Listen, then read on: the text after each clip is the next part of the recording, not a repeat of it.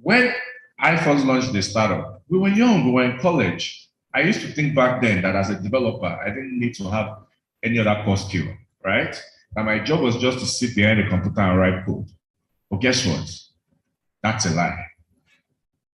At the very early stages of where you guys are right now, which is you guys have an idea, you want to create it, you want to hack on it, everybody needs to be able to tell a story about what you guys are working on. Storytelling, we'll talk about that as well. So the first thing that you have to get out of your mind is to take out that whole concept of, I am a developer, this is the person on the team.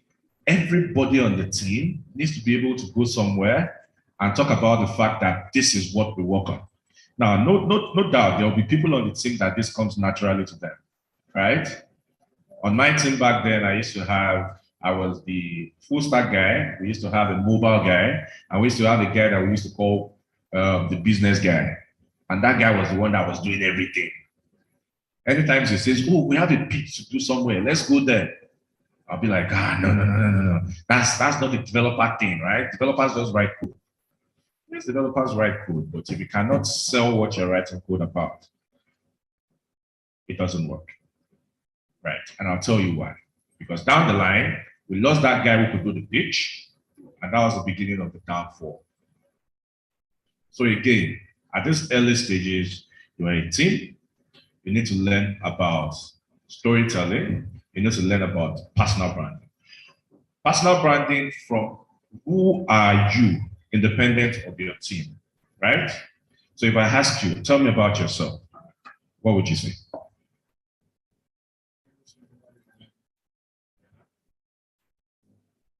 I am a developer. I'm a student at the University of Yes. I am a student at the University of Ibadan. Better, right? Confidence is super important when you're talking about yourself, when you're trying to sell, right? So whether you are pitching yourself as a team, or whether it's just you talking about what you do, you need to be able to stand in front of your audience, right? Obviously, armed with the right information, but most importantly, be confident about why you are standing in front, right? So the most important thing, you are selected to be here. A lot of other people did not make it here. First thing, you must realize the fact that for you to be here, something has brought you here. So when to introduce yourself or talk about yourself, talk about it with your chest wide open. Be confident. You're solving a problem. That's something you should be proud of. So personal branding is an important element of what you have to learn as you form your team, right? Individually, you all must have an identity that, when combined together, tells a story about why you guys exist, right? So we are team so. On my team, we have this person who's a badass JavaScript guy. On my team, we have this person who is this. We have this person who is that. Who is this person outside of what we are trying to sell as a team? What do they do? What do they represent? Because let me tell you something, right? Yes, we are pitching to communicate an idea here. But the moment some of you obviously will get out of this, get into an incubation program, some of you might get out of this, be supported by people like Axam and Sad who are very interested in what you're doing. When you get to that point, due diligence becomes important. So it means that there will be people who will be trying to understand each and every one of you. Why should I put money in these guys? Who is the backend guy? Are we sure this guy is not going to steal the code? Who is the front-end guy? Are we sure that this guy will not just steal the idea and go and start something else? And there's a saying that investors invest in people, not really the idea, right? It's really a case of, can this set of people who have brought themselves together, can they really solve this problem that they're trying to pitch? So your personal brand is important. You can't be trying to solve a problem and be out there, having a whole other type of life that doesn't exist or that would jeopardize whatever it is that you're trying to do. Personally, within your team, you must bring value. It's in the way you communicate about yourself, whether you are on social media, is in the way you present yourself, whether you are confident enough to actually be able to tackle the problem, is in the way you represent your team when other people are not there, right? When you step up, all of those things are important. And you need to be able to factor it in as you think around whatever it is that you're doing, as you think about your pitch. So, sorry. And be open-minded, right? As you go out there, and as you guys continue to, whether it's here, you get feedback, right? You can do every single thing right, meaning that, you know, you can have a good brand, have a good idea, you guys have put together a perfect MVP. But someone like Axam and Sad, who are the real industries, are sitting there and looking at what you're saying, right? And they tell you that everything you've been doing for the past 72 hours doesn't really work, right? So as you go and pitch your solutions, one thing you should be open-minded to as well is that other people might have perspectives that are different from what you're trying to sell, right? This might be experts that have been doing it for 30 years, or in fact, people that are not experts or are new in the industry, or are don't even understand your problem. But when they look at it, they are looking at it from a perspective of someone who might possibly use it. You're not going to use your solution. Don't get me wrong. You might have been the one to experience the solution, the problem, right? But at the end of the day, you're not building that solution for you to use. You are building it for other people to be able to use. So being open-minded, being attentive, and you'll be surprised at the kind of places where you can learn. You can really go out now and pitch your solution or be talking about your solution, and someone just gives you random facts that can go ahead to change things. Being open-minded is a very critical component of what you are doing right now, the state where you are right now, right? Basically, what you guys are trying to do is you have an idea, you are hacking it together, right? I mean, I'm sure as you graduate from this program, you start to think about product market fit and things like that, right? But before you get there, you need to be open-minded to make sure that and it's probably why you were even selected in the first place. If you do not pay close attention to the problem statement, coming up with the idea, but most importantly, as you go to pitch, go there with the understanding that you are not there to fight. They are not your enemies, right? If they are telling you something, you need to be able to absorb, and you need to be able to say, okay, this might not be something that we'll work on right now, but this is something that we'll look into. And don't get me wrong, there will be good advice, there will be bad advice. One of the speakers said something the other time, data, that's where it comes into play. Where you now have to go and actually validate whether, okay, maybe what this person is saying, I will actually try it out and experiment. But the key thing there is be open-minded. Confidence, personal branding, be open-minded, right? As you go ahead to pitch your solutions, because you might not win all the time, right? But you might find out that what you walk out of this competition with is valuable insight that will make you get into the innovation challenge that Axam is talking about, or into something else that maybe the Love Team Group of Innovation is doing, or something else that FSI is going to do that might not be a fit right now, but might be a fit into that. So, as you think about pitching, right? Think about all of these things behind your mind. Now, to then go down into specifically what you're pitching. Now, the judges are going to be seated there tomorrow, and they are going to be listening to all the wonderful ideas you have in your head. Now, I'm sure you have ways and ways in which you thought about some of these things. But you know what? You have limited time. So it means that you have to be able to communicate the core of the value that you're bringing to the table in as little time as possible, right? You cannot go and talk about what you want to do 20 years from now, right? You need to talk about, you can put that maybe your appendix when you do it, when you have your main presentation, and add that as part of the footnotes, right? But in your pitch, I think you also talk about elevated pitch and things, pitches and things like that. In your pitch, and when you are selling the idea that you have, you need to understand the importance of brevity and going straight to the point. What is your core offering? What is actually the problem you're trying to solve? Are you trying to solve the problem? What is your your team's unique way of solving that problem? So see where we've come, right? We've talked about personal branding.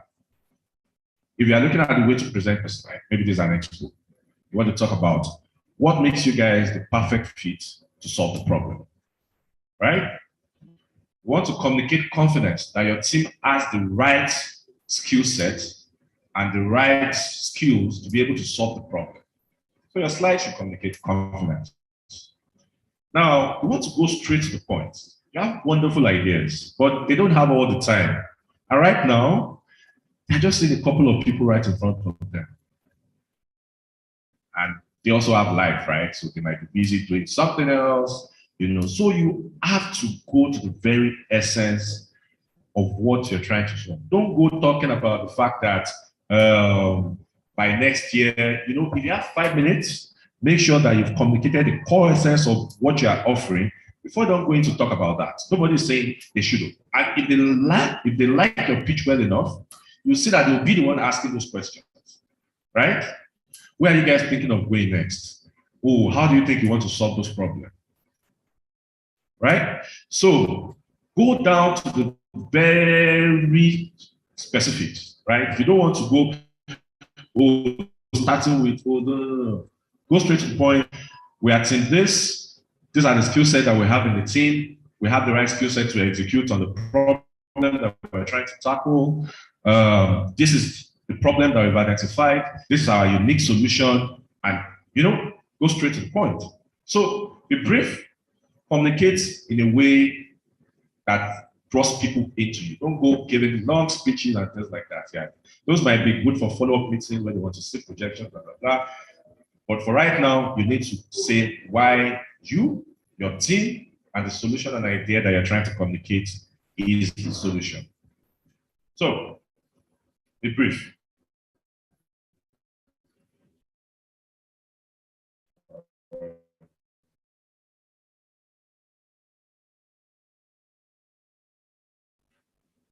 Yeah. This is useful for this context, but also will be useful as you go out there, right? For some of you that might be interested in, following up on some of these ideas. Know who you are pitching to, right? You need to know the person that you are actually pitching to. So if they tell you, oh, who are going to be the judges, understand who the judges are. A quick check on LinkedIn these days will tell you where they are coming from, the kind of insight that they might have. So you don't go and stand in front of them and be saying something that they know right from the get-go. Will they work? Right? So you stand there, you understand who are these people, right? What have they done in their careers? What can I get away with right now? What do I need to prepare for the next time? Maybe I'll meet the person. What do I think has been this person's focus, right? But you have to make sure that your pitch and the story that you are telling around your pitch kind of gets that person interested in asking more questions. So don't go and create, I know people do it a lot, they create a master deck that is sent to everybody. Sometimes it works, but sometimes you need to understand that this person has a very specific focus. This person has a so for example, if using some of our partners, what might be attractive to Hackathon will be different from what might be attractive to Kibo, will be different from what might be attractive to each person. So understanding the fact that, okay, if I'm using a financial inclusion product, what might be attractive to Kibo will be different from Axam and Sad might be different from this person. And tailoring your messages to your messaging to fit the person that you are pitching to is super important. So don't just create a master deck and add all of the fancy things in it. Most times people are busy. So they'll go through 1, 2, 3, 4, 5 slides, and they're like, okay, we'll come back to this. So always make sure that your pitches are targeted towards the people that are going to be standing in front of you. Do your research about them. so that you are well prepared for anywhere that they might be asking the questions from. If you are solving the problem from an health perspective and you're going to know you're going to have health experts, you don't want to go there with fictitious data. You want to make sure that when you are communicating, the problem that you guys are solving, you are communicating the right thing. Because if you are not, that health expert sitting on that panel is going to call you out. This is not possible. I mean, they might not say it. Maybe if they're nice. Some might tell you outrightly and tell you that you don't know what you're saying. But some might just say, okay, and just note it on their notes. No, this person doesn't know what they're talking about. So, know who you're pitching to and do your due diligence on them as well. And as you also prepare to pitch, we've talked about a whole lot of things. Now I'm moving into like whether you are pitching specifically for this, not just a case of whether you are pitching specifically for your solution for tomorrow's case, but also whether you are pitching your solutions outside of tomorrow, right? So understand where you are, what you need, what you can say yes to, and what you shouldn't say yes to. If you do a good job of pitching your solutions, right, people will come at you. So you might pitch your solutions tomorrow, and then people will say, let's talk, right? I might walk up to you and be like, I love the idea that you're working. Let's have a meeting on Monday. It's super important that if that happens, you need to also start to understand that, okay, what does my team actually need right now? Right? What does my team not need? That will be a distraction. And I'll give you an example. So my team and I back then, we're trying to solve a problem on last mile logistics, right? I started to try to do food delivery. What Jumia food is now. There was no Jumia food back then. There was no Bolt food. There were none of those guys. I'm not sure which ones exist around you. It was in the pardon when UI, which is why I smiled at that guy. And we're trying to solve that problem. And it was all cool. We're writing code, I used to form, I'm a developer, I didn't need to do all of these things. And one more small money. Just one small money was just enough to distract the OT. Because we're young, right? At the end of the day, you realize that some people just want to get paid. And that's fine as well. I see you smiling. Is that a plan? But the end goal is understand where you are right now, what you need to actually solve the problem that you want to need, that you have to do, and what you might need down the line. If you don't need it right now, you also need to cultivate an habit of being able to say no. I know it might be tough when someone tells you, you guys come now. I like that idea that you pitched yesterday. Oh, I saw your pitches on the radio. I'll give you guys 5 million naira. Don't worry, just go back to school. Go and do your master's. So understand where you are right now, what you need. That's if you're really interested in taking your solution, further after the judges find out tomorrow, right? After you've done the pitches and things like that. Understand those things that you can afford to say no to. Understand those things that you can afford to say yes to. Because not all money is good money. I wish you would understand that. But I hope that you do. Not all money is good money. There are money that people will invest in you that would potentially distract you from your goals. Right? And I think maybe that's my last point. But I can mix and match, right? Because there are people who are short-term players. Right? They're not really interested in what you're trying to solve. They just want to make some money and get out. And you have a problem with them once you tell them, oh, we still have to expand to this. And they're like, bros, one person wants to give us another money. Forget this thing. And there are numerous cases like that. You have power tussle, you probably have more financial money than you have. You have badass lawyers. And you didn't know in the midst of running to say, oh, someone has given me this. You sign a check and you don't realize the fact that you signed over all your intellectual property. Which points to another thing. Never rush. So when someone likes something, right, they'll give you reasonable enough time for you to kind of go over it. So I hope you guys are finding this valuable. I know that it's not really speaking. Some of it I've spoken to how to pitch, specifically within the context of your pitching tomorrow, but also outside of tomorrow, what happens, especially for some of you that might not, that tomorrow might not favor, right? And you feel like you want to push this further. Tomorrow should not be the end, right? If you believe strongly in your ideas, there are a whole lot of bodies out there that are looking for innovative ideas that you're trying to solve, right? So understand what you want. That's super important because if you don't understand, right? I mean, people will come into your life and they'll just convince you. You're telling them you want to go south, they say no, no, no, south. But south was the reason why you started the problem in the first place. And I said, no, where you need to be is in Afghanistan. What's going on there? So I thought of this in different places. But the art of storytelling is important, right? When you take a look at the problem, how can you relate it and communicate it in a way that ensures that when people listen to you, when people listen to you, they feel connected to the problem that you're actually trying to solve, right? You're not just going and saying, yes, FSI released the problem statement and decided to come and say, no. After the act of telling your story in a way that is inspired or that you want to be a part of it. So that by the time you're telling you are not telling your story, that's all is tearing up. Not like, sorry, I'm not saying everybody should write like an emotional thing, right?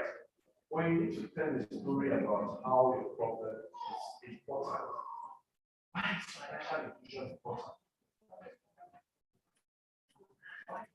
Ensure that marginalized communities each student. How does training a female woman transform the society?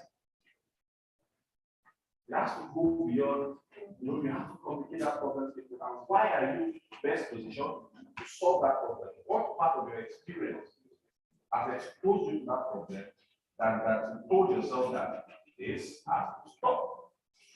This is the last time this is going to happen to me, it's going to happen to my mom, it's going to happen to my siblings. I am going to solve this problem once and for all.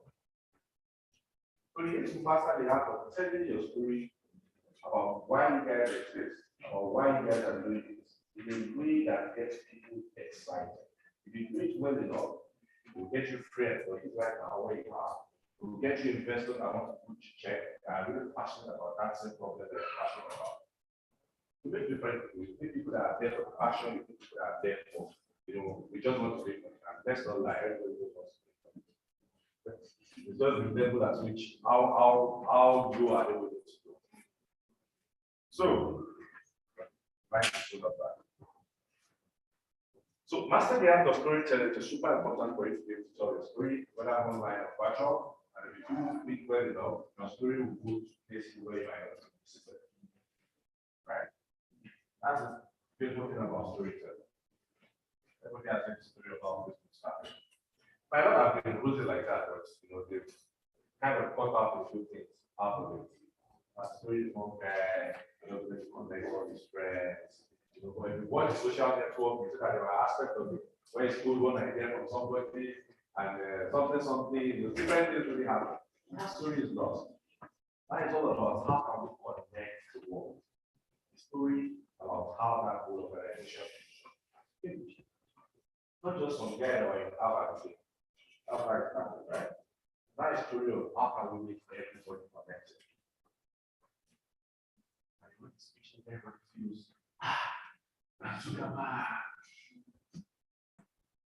what they've been able to do, and that also time is personal brand. Get your personal brand right, tell your story the right way, things will go.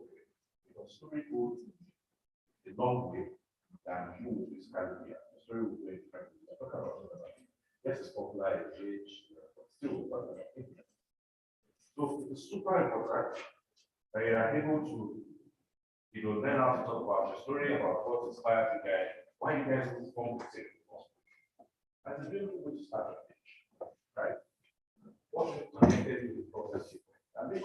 form that team and decide to, act together. People want to see different things. Why is this? Why do you feel connected to this problem? Has it affected you, your mom, or they? Why are you guys the best team to kind of think of this? Then what is the idea? A lot of people actually understand the fact that you're still, talent by use of the world, they're still fresh, right? So they will look at you and say, okay, with the right guidance, the right mentorship, the right financial structure, you guys will figure it out. But I'm going to see what you guys are. Why? Why? So understanding how why I spin the story around in such a way that communicates your passion is super important.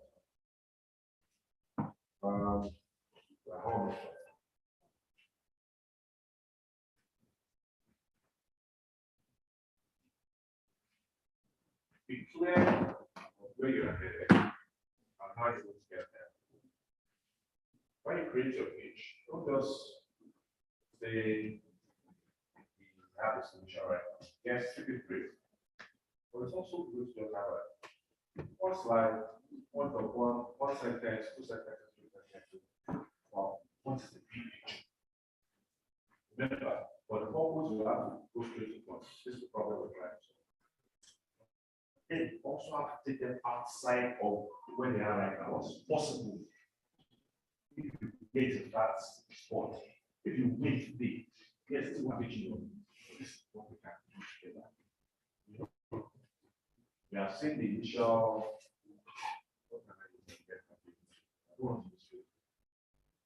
On Twitter is one of that parties out there. That is not what you very years, right? Maybe able to connect the picture, right? So maybe your slide, for example, the future will have what we have now, spaces, blah blah blah. So that's why I have a video just right now. So don't just stop, keep it brief. But also do a statement excited about potential, talking about how huge the market is. We're talking about how big the problem you're trying to solve is. It will be about what's your total market size as well. Present that information differently. It will be product, it will be a product roadmap, it will be a product roadmap, it will be many other things, right? But always make sure that you share your big picture. And then most importantly, what you guys are doing here is super important, right? Big friendships, connect with each other. You can't build it alone, right? I'm not building it. And some of the people here, it's good. Some of you form friendship. Some of them want to have insights into other markets that you don't exist, right? And that relationship is fine. So make sure that as you are all competing, this is healthy, we call it healthy competition, right? That you are also creating relationships that you might value down the line. One person here is trying to break into the industry of education, and one person here to connect somewhere. Well, you never know. So to round up, pitching the combination of personal branding, storytelling, being brief, right? Your confidence, and all of those things sum up together to be perfect. We can for tomorrow, straight to the point, talk a little bit about the big picture, but we focus on the now.